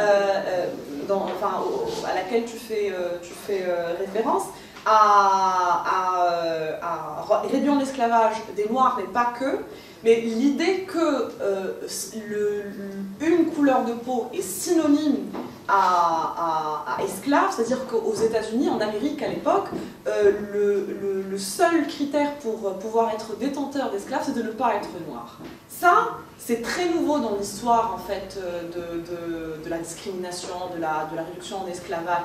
L'idée que vraiment cette idée-là, c'est-à-dire tu es noir donc tu es esclave, je pense que c'est l'impact en fait, parce que de la traite transatlantique, il y a eu le capitalisme, il y a eu la colonisation, et je pense que c'est pour ça que je lis ça énormément à l'histoire coloniale, mais l'histoire coloniale longue, c'est-à-dire pas juste l'histoire des conquêtes, mais vraiment la conquête de l'Amérique, c'est-à-dire c'est... Alors que slaves veut dire les esclaves blancs, en fait. Exactement, oui. De l'Europe de l'Est. Oui. Pourtant, slaves, en fait, vient du mot, les Slaves. Oui, les donc Slaves. l'esclavage blanc, les blancs. Oui, étymologiquement. C'est hallucinant, effectivement. La tribu connois, pour moi, et pas le mot blanc. Étymologiquement, oui. Je vais peut-être dire des choses pas vraiment exactes. Ce n'est pas le mot esclave qui a donné slave, c'est le mot slave qui a donné esclave. Voilà, mais d'après ce que... Attendez une seconde. D'après ce que je sais, parce qu'on n'en parle pas en Europe, mais je sais que dans certaines associations, on en parle beaucoup. Et le problème, c'est le problème de la traite. Il y avait une traite qui était une traite blanche, qui était une traite européenne. Mais lorsque le christianisme s'est répandu, au fur et à mesure qu'il se répandait, et par l'Europe occidentale, et qu'il allait vers l'Est, ce sont les papes qui ont dit attention, la traite des chrétiens doit être interdite, mais seul l'esclavage est accepté. On n'a pas parlé d'esclavage, on a parlé de servage. Hein, mais j'ai remarqué que dans certains articles, on reçoit, en particulier les Américains, ils utilisent non pas serf, mais esclave. Ils disent carrément esclave. Et quand l'islam est arrivé, c'est-à-dire que, donc au fur et à mesure, l'esclavage allait vers l'Est. Mais l'Est devenait chrétien aussi. Et donc on est descendu, parce qu'il fallait même trouver des esclaves. Mais au fur et à mesure que l'islam se répandait, l'islam a dit non, non, non, non, les musulmans, pas de traite. Et donc c'est allé vers l'Afrique, et c'est descendu à chaque fois vers l'Afrique. Et voilà comment ça s'est passé. Mais en fait, ce n'était pas un continent d'esclaves, c'était un continent normal comme tout le monde. Et c'est la traite qui est restée. C'est le problème de la traite. Et après, je crois qu'on a lié, malheureusement, peut-être à la Bible.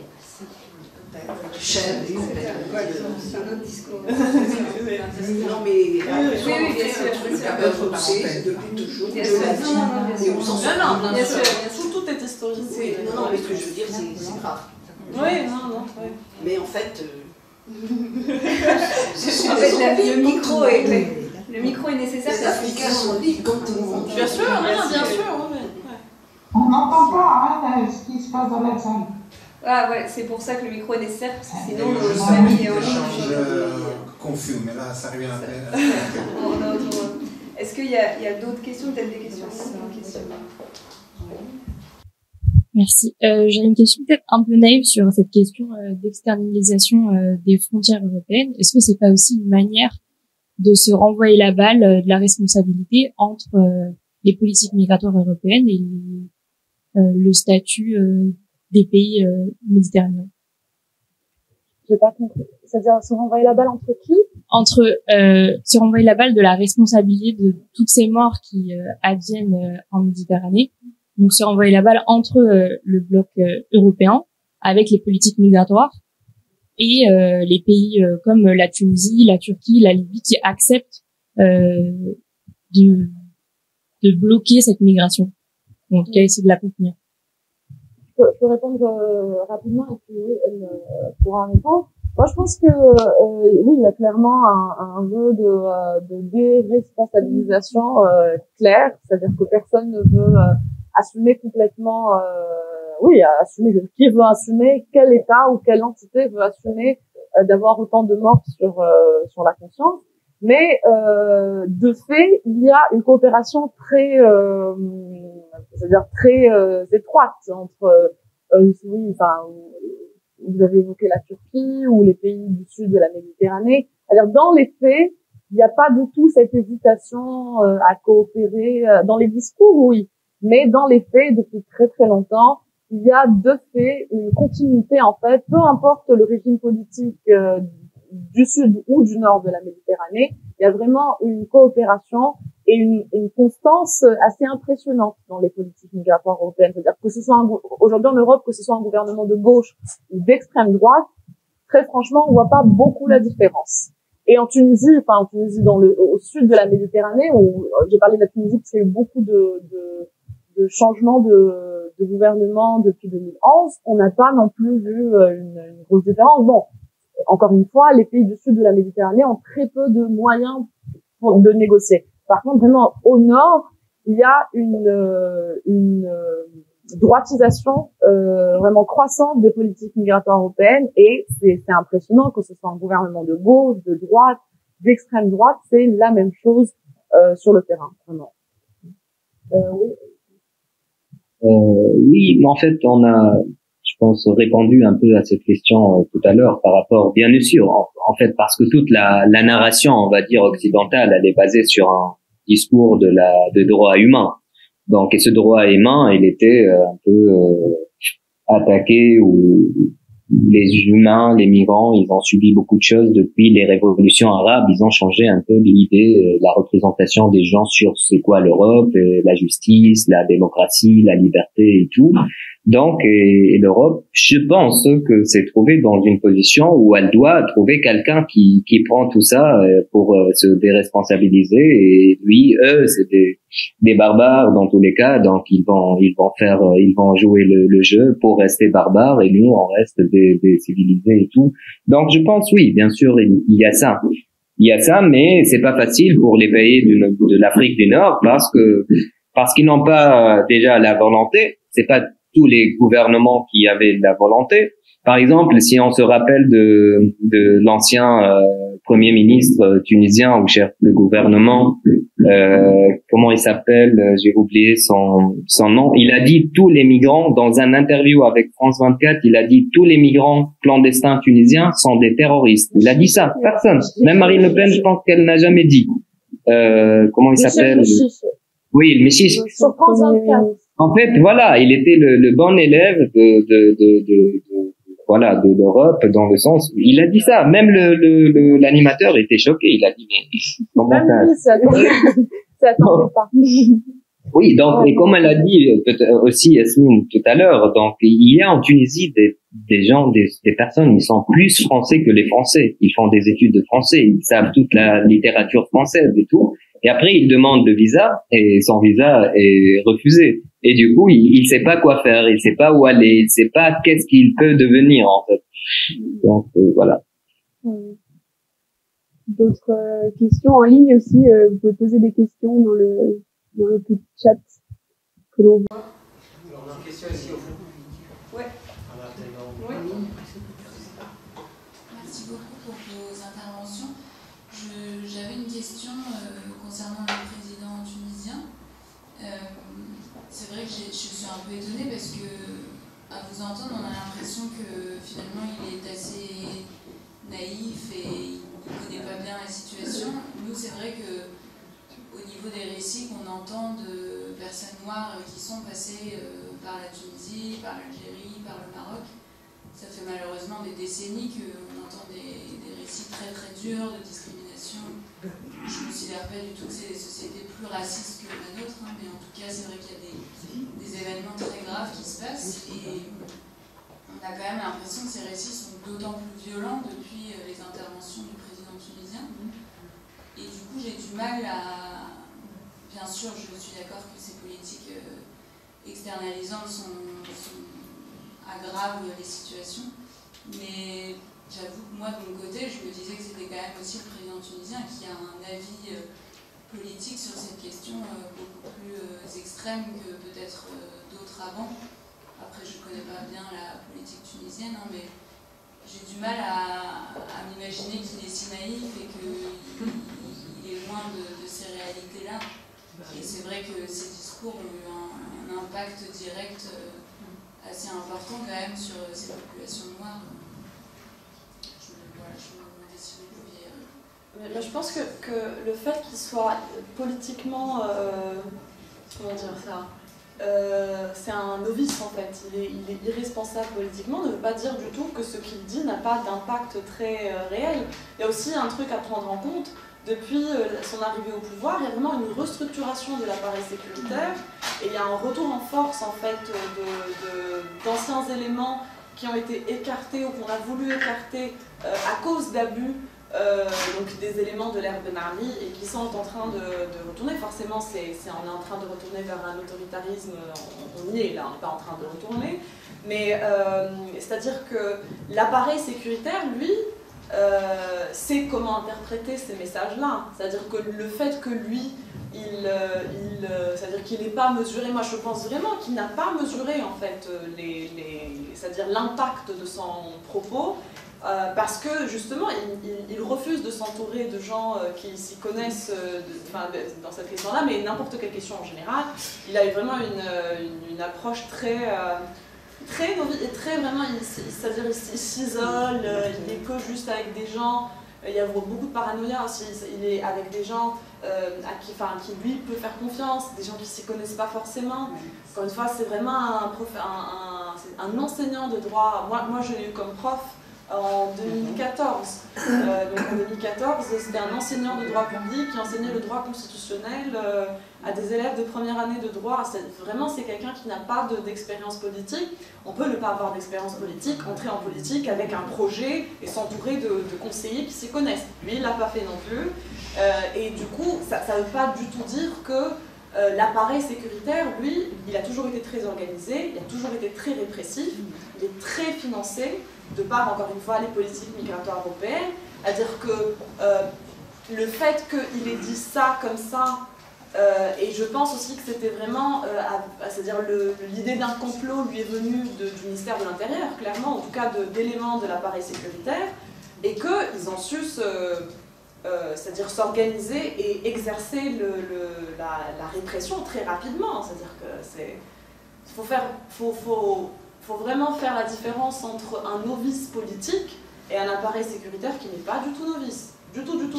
C'est-à-dire que c'est pas du tout c'est par hasard, une coïncidence que, je pense, 2 semaines après la signature de l'accord bilatéral avec l'UE, il y a eu littéralement un kidnapping de centaines de migrants subsahariens qu'on est allé abandonner dans le désert entre la Libye et la Tunisie. Moi j'y étais, j'étais à Tunis, c'était fin juillet, il faisait 49 degrés à Tunis. On les a abandonnés sans eau, sans nourriture, sans rien. Et c'est-à-dire il y avait des milices de l'autre côté libyennes qui ont attaqué. Ça, c'est pas par hasard, ça, il n'y a pas eu de discours en juillet, ça c'était vraiment juste la signature de l'accord. Donc l'appareil sécuritaire tunisien, je ne sais pas s'il reçoit des ordres directs, mais il sait très très vite s'organiser dans la répression parce qu'il a été créé pour ça, c'est-à-dire depuis l'indépendance, c'est ça, c'est-à-dire c'est un appareil sécuritaire qui a été créé pour réprimer. C'est comme à peu près tous les appareils sécuritaires, il ne faut pas se leurrer. Mais voilà, il faut faire, je pense, faut faire la distinction entre le président qui est très nouveau et un appareil sécuritaire qui est très installé, très structuré. En plus, encore une fois, il y a des éléments qui reviennent, des éléments terribles, quoi. La même chose a eu lieu vers la frontière algérienne. Ouais, vers la frontière algérienne. Oui. Au Maroc aussi, il y a eu entre le Maroc et l'Espagne, je pense que c'était en 2020, 2021, il y a eu un massacre de réfugiés soudanais, un massacre vraiment, et on a empêché en plus les ambulances de rentrer. Ça, c'est pas... voilà. Bien sûr. Il y a des récits qui racontent que la police tunisienne a amené des subsahariens vers la frontière algérienne. La police algérienne était de l'autre côté et donc les chassait littéralement. Ces subsahariens sont revenus vers la ville la plus proche et la nuit d'après ils ont été réamenés encore à la frontière. Donc c'est un peu le cercle qui ne finit jamais. Ouais, je t'ai vu que tu voulais intervenir.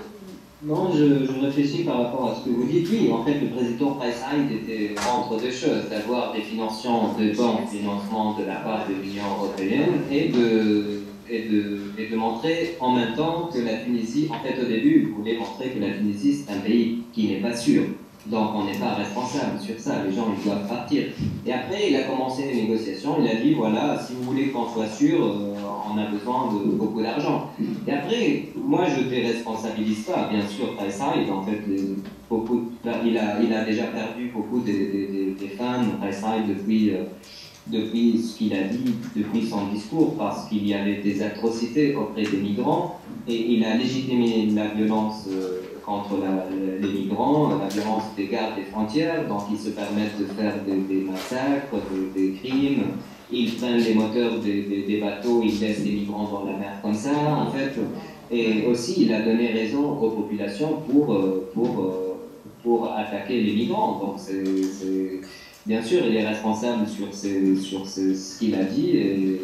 Mais après, moi, quand je dis, en fait, j'essaie de comprendre pourquoi il fait ça, parce que toujours, il a mené un discours humaniste auprès des migrants. Il dit souvent que la seule solution des migrants, c'est une solution collective. Et on ne doit pas avoir une solution répressive.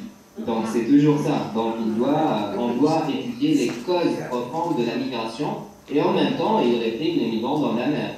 Donc, en fait, on essaie, c'est comme la psychanalyse appliquée de loin. Quelqu'un qu'on ne connaît pas bien et qui dit des choses et qui fait des choses dans un contexte aussi très paradoxal. En fait, lui, c'est un symptôme de ce qu'on dit maintenant. On dit des choses, on fait des choses et on comprend rien, en fait, ce qui se passe, exactement. On peut peut-être prendre une dernière question. Ouais.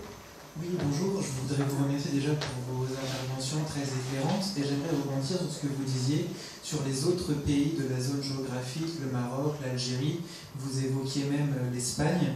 Est-ce que la politique migratoire menée en Tunisie, est-ce que la perception même du pouvoir tunisien sur ces migrants légitime les politiques migratoires des autres pays du Maghreb ou en encourage certaines qui seraient tout aussi répressives? C'est une très bonne question parce que je pense que le discours de Kais Saied en février, en fait, il a mis des mots sur une politique, sur une pratique migratoire très bien ancrée. Hein. C'est-à-dire qu'encore une fois, on n'a pas attendu le discours de Kais Saied pour exercer tout type d'abus et de violence contre les migrants subsahariens et contre les migrants, les nationaux. C'est-à-dire, il n'y a pas de... C'est-à-dire les abus commis contre les migrants subsahariens sont extrêmes, mais il y a énormément d'abus, y compris des abus c'est-à-dire qui mènent à la mort contre les nationaux. Hein. Donc, il ne faut pas oublier ça.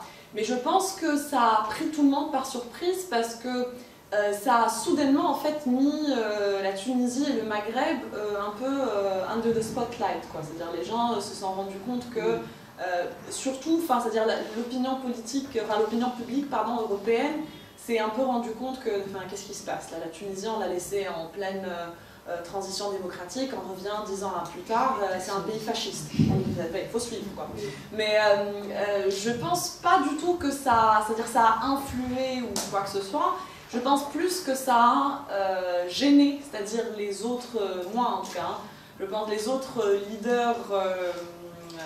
C'est-à-dire les leaders algériens, marocains, libyens même, parce que ça a mis la lumière sur des pratiques qui se faisaient en coopération. Hein. Quand je dis il y a eu un massacre entre le Maroc et l'Espagne, c'est les autorités espagnoles et marocaines qui ont fait une opération, c'était pas un accident, c'est-à-dire il y a eu une coordination. Je pense que du coup ça a mis la lumière sur des pratiques qui sont très très violentes et qu'on opérait mais cachées, parce qu'il y a tellement de violence partout contre les migrants. Voilà, donc je ne pense pas que, je ne sais pas si ça a légitimé quoi que ce soit, parce que ça a toujours existé, ça a existé depuis que les frontières européennes existent et depuis que l'espace Schengen existe, mais voilà, je pense que ça a plus... ça a plus gêné qu'autre chose, du coup, parce que les organisations humanitaires, tu vois, là, se sont retournées vers le truc et là, ils ont dit, bon, qu'est-ce qui se passe, quoi. Donc, et ça a mis, ça a un peu mis dans l'embarras, en fait, beaucoup de pays, et maghrébins et européens, il faut le dire, quoi. Je voulais juste dire par rapport à ça, moi, je trouve que la grande différence aussi de ce qui s'est passé en Tunisie, c'est l'image, parce qu'en fait, il se passe la même chose au Niger, il se passe la même chose au Burkina, il s'est passé la même chose en Algérie, au Maroc, même en Italie, en France. Mais la place de l'image aujourd'hui et l'accès à l'image, on ne l'avait pas auparavant. Et là, les hommes, les femmes, les enfants qu'on a vus dans le désert bloqués, en fait, effectivement, je suis d'accord avec vous, ils ont toujours existé, c'est juste qu'on ne les voyait pas sur notre téléphone comme on les voit aujourd'hui aussi. Pardon, juste le truc de l'image, je pense que ce qui a enclenché ça, c'est aussi les marchés d'esclaves en Libye en 2016. Là, vraiment, c'est-à-dire l'opinion publique européenne, surtout, s'est réveillée sur un truc effarant, qui est des marchés d'esclaves. Je pense que c'est ce qui a commencé, c'est ce qui a déclenché, en fait, la visibilité de cette thématique-là. Une dernière question. Oui, je voulais juste rebondir sur le discours du 21 février, ce qu'on appelle le discours de la honte. Je pense que c'est assez documenté, en fait. Il y a un groupuscule fasciste, le PNT, qui a développé cette théorie, qui a fait tout un travail de terrain pendant des mois, et qui a écrit notamment au président de la République pour lui dire, il y avait un trend qui montait sur les réseaux sociaux et aussi dans la rue, et le président s'en est emparé, j'imagine que les services de sécurité, effectivement, ont un petit peu aiguillonné les choses, parce qu'on a un président qui n'a pas de parti politique et donc qui se repose énormément sur l'appareil sécuritaire et qui a quand même compris un petit peu...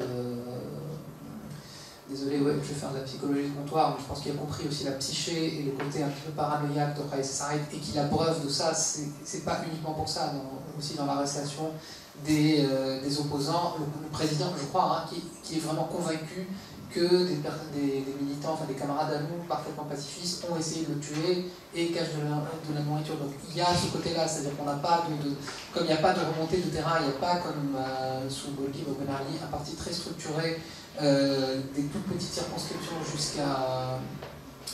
jusqu'au président de la République. On a quelqu'un qui est quand même assez limité intellectuellement, il faut aussi dire les choses, donc qui a des fragilités psychologiques qui ont su être utilisées notamment par l'appareil sécuritaire. Sinon, ce discours a quand même désinhibé les gens, c'est-à-dire que ce discours qui est monté, moi, je pense qu'on l'a tous remarqué, les gens reprenaient, vraiment c'était une campagne très efficace sur le terrain, mais les scènes de chasse à l'homme noir qu'on a eu et en février et dans un second temps en juin-juillet, ça, il y avait à chaque fois un feu vert politique. C'est-à-dire que les gens qui se sont improvisés policiers demandant les papiers de tout ce qui ressemblait à un subsaharien, fut-il un Tunisien, ça, les gens se sont sentis autorisés. Et d'ailleurs, pour rendre justice aussi, les autorités après ont sévi, enfin, elles ont laissé faire 2-3 jours, et après il y a eu une réponse quand même pour dire non, c'est pas possible, vous ne pouvez pas faire ça, il y a eu quelques arrestations. Et en juin, c'était pareil, c'était un meurtre dont seraient coupables des subsahariens, et ça a été documenté par un député de la région qui a parlé à peu près dans toutes les radios pour dire voilà, maintenant il nous tue, quoi. Il a racialisé la question. Alors la question que je voudrais vous poser, et là c'est un petit peu ce qu'on disait déjà en première partie, est-ce que, ou quels seraient plutôt les impacts du séisme ou du cataclysme qui est en train de se produire depuis le 7 octobre. Parce que là, ça a fondamentalement touché les rapports Nord-Sud. Est-ce que ça va changer le rapport de force ou non? Parce qu'on a eu quelqu'un comme le ministre des Affaires étrangères italien, Tajani, qui est venu en Tunisie juste après s'être rendu en Israël pour apporter son soutien. Et c'est passé comme une lettre à la poste, il est venu négocier un truc totalement ridicule, un échange de 4000 saisonniers par an. Et là, pour le coup, on sait mettre en sourdine ce genre de différence. En tout cas, Kais Saied, il s'oppose aux Occidentaux, mais pas sur cette question-là. Est-ce que vous pensez que quand même, les rapports Nord-Sud vont tellement être affectés par ce qui se passe aujourd'hui en Palestine, que ça va avoir des répercussions? Alors, je vous demande de vous projeter, mais est-ce que vous avez des éléments... Des répercussions sur les rapports migratoires, qui sont au fondement des rapports Nord-Sud. Donc, est-ce que vous pensez que ça peut modifier la donne? Moi, je peux parler, mais je pense que... Ouais, et je laisse le finir. Moi, c'est la première fois que je vis... C'est-à-dire que je vis en Europe une guerre sur la Palestine. Je suis en train de voir une fissure se créer incroyable en fait entre donc les gens qui viennent du sud global et les gens du nord. C'est-à-dire que j'ai l'impression qu'on est en train de côtoyer les mêmes espaces, mais on n'est pas du tout dans la même réalité. Il y a vraiment une grosse difficulté à comprendre la douleur, le deuil, à comprendre le fait que ne pas prendre une position claire ou avoir un petit peu ce discours des deux côtés, c'est vraiment, c'est-à-dire je ne pense pas que l'Europe comprend ce qu'elle est en train de faire, vraiment, ou la position qu'elle est en train de prendre et les conséquences qu'il y a. Moi j'appelle ça la preuve par la Palestine, c'est-à-dire que vraiment il y a une preuve par la Palestine, c'est-à-dire qu'il y a énormément, je ne parle pas de personnes, je parle d'organisations, je parle de partis politiques, de figures qui sont intransigeantes sur un tas de sujets, mais qui viennent sur la question de la Palestine, et là, le maximum du degré de soutien et d'humanité, c'est on condamne la violence des deux côtés et tout ce discours-là. Et ça, on parle de migration, le nombre de gens que je connais autour de moi qui ne supportent plus d'être en Europe aujourd'hui, c'est incroyable. C'est-à-dire que j'entends des discours, mais de ras-le-bol absolu. Et autre chose, il y a beaucoup de gens, je le sais, qui ont complètement, c'est-à-dire qu'ils se réveillent à une désillusion absolue de l'Europe et de l'Occident. Je parle de l'Europe parce que, en étant tunisienne, généralement les gens veulent migrer en Europe. Mais il y a cette idée que, pour moi, c'est pas nouveau parce que, voilà, de par de mes études, le fait que j'étudie beaucoup l'histoire coloniale, mais il y a des gens qui se... Il y a une fille qui est venue me voir hier à une manifestation de soutien pour un cessez-le-feu sur Gaza. Elle est de nationalité française, donc tunisienne française. Elle a fait l'école française. Son mari est français. Elle est venue, elle était sous le choc. Elle m'a dit, je me réveille en fait sur l'idée que l'universalisme, les droits de l'homme, l'égalité, la fraternité, on m'a menti. Mais vraiment, elle était d'une... Et la fille ne parle pas un mot d'arabe. Elle ne parle que français. Elle m'a dit, je me sens trahie, je ne sais pas où aller. Je ne sais pas où me mettre. Qu'est-ce que je suis aujourd'hui si je ne suis pas franco-tunisienne et si le pays vers lequel je suis toujours tournée, qui m'a appris, qu'est-ce que je suis si ce pays-là, aujourd'hui, a cette position-là? Je pense que ça va énormément influer, en tout cas, sur l'idée de l'Eldorado européen. Et ça va... C'est-à-dire qu'il y a un truc qui est en train de se briser, mais par génération en général. Moi, je pense que le fait majeur de la fissure, en tout cas entre les pays arabes, les peuples arabes, je ne parle pas des leaderships c'est autre chose, mais des peuples arabes et des peuples du Sud, pas que arabes, et l'Europe, les peuples, c'est-à-dire les migrants qui vivent en Europe et les peuples des pays arabes qui vivent dans les pays arabes, il y a une fissure, il y a quelque chose qui est en train de se créer qui est, moi je ne suis pas du tout dans la psychologie, mais vraiment, c'est-à-dire il y a un truc du degré du trauma, il y a vraiment un trauma, il y a des gens qui me regardent, qui sont effarés, qui me disent on se sent complice en restant ici, on ne sait plus quoi faire. Je ne sais pas si ça va influer sur les grandes tendances migratoires, mais il y a quelque chose qui est en train de se jouer, qui est complètement en train de passer. C'est-à-dire les Européens ne se doutent même pas de ce qui se passe. Vraiment, vraiment, il y a un truc de... Il y a aussi l'idée de c'est trop compliqué, on n'arrive pas à prendre position. C'est une insulte incroyable de dire ça. Et il y a l'idée aussi que ce n'est pas notre guerre. C'est plus une guerre européenne qu'une guerre tunisienne, ça c'est sûr. Mais vraiment, il y a une douleur et une fissure qui est en train de se créer, qui est vraiment très triste à voir.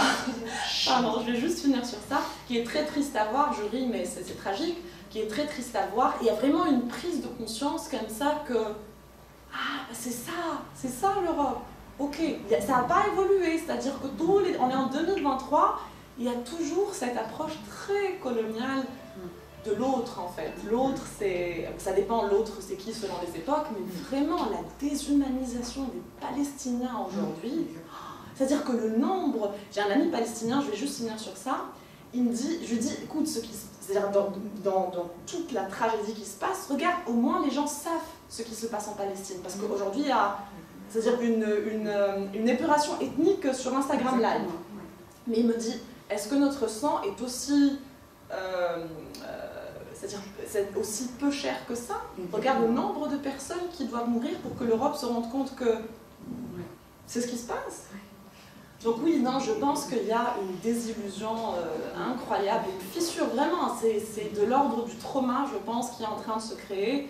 Je ne sais pas si ça va... Et pour Kais Saïed, c'est tout bénef, hein, parce que c'est l'un des rares pays, là, on est l'un des rares pays arabes qui n'a pas normalisé, qui résiste à la normalisation. Je pense qu'il y a même eu le vote d'une loi qui interdit, oui, de criminaliser, c'est-à-dire, criminaliser la normalisation avec Israël. En tout cas, la radicalisation des identités, là, elle est plus que jamais d'actualité. Ouais. Ouais, très rapidement, parce qu'on est un peu contraint par le temps, mais si tu veux ajouter une ou 2 minutes. Oui, donc la question de Haas, merci beaucoup, elle est très intéressante. Bien sûr, les migrants, ils vont payer ça très cher, comme d'habitude. C'est les migrants, c'est le marché du travail, c'est la force de travail. Ils sont déjà tous les migrants arabes. Maintenant, moi, j'étais à Paris la semaine dernière et j'ai rencontré personne. Et j'ai rencontré une patiente à moi donc, qui était voilée, française voilée, et qui ne pouvait pas prendre le tramway parce que les gens la regardaient et tout. Comme si elle est responsable, en fait, à la guerre, à l'intervention de Hamas. Donc tous les Arabes maintenant ils sont renvoyés à leur identité, ils sont assignés à l'identité de Hamas. Donc bien sûr ça va changer les rapports de force et tout, ils vont être plus faibles, plus fragiles, ils vont être plus exploités avec des contrôles, les papiers vont être plus faciles et c'est une raison, toujours les migrants ils sont gérés à travers la question du terrorisme et tout, et de fichiers S, ils sont contrôlés à travers cette question pour qu'ils rester toujours des corps dociles, en fait, pour prendre beaucoup.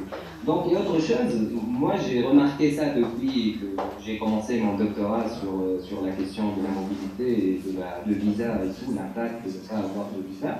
Et chaque fois, je présente un séminaire et je dis qu'en Tunisie, pour voyager, il faut avoir un visa, et pour avoir un visa, il faut avoir ça. Parfois, je montre vraiment le fichier que le consulat me demande pour parler de la question visa et en fait psychanalyse des frontières. Donc je montre vraiment les procédures de visa pour que les gens... Et je me rends compte que les étudiants européens ou le public en général, il est choqué, ils ne savaient pas que les gens n'ont pas le droit de circuler comme eux. Donc cette question aussi, pour revenir à ce que Yasmine a dit, il y a une grande proximité dans la Méditerranée entre l'Afrique du Nord et le Moyen-Orient et l'Europe, mais il y a un grand malentendu et les gens ne se connaissent pas parce qu'il n'y a pas une mobilité égale. Les Européens, quand ils viennent ici, ils viennent pour rester dans des hôtels, et les Tunisiens, quand ils vont là-bas, ils vont clandestinement, donc il y a beaucoup des frontières, où ils vont juste pour travailler, donc ils ne se connaissent vraiment pas.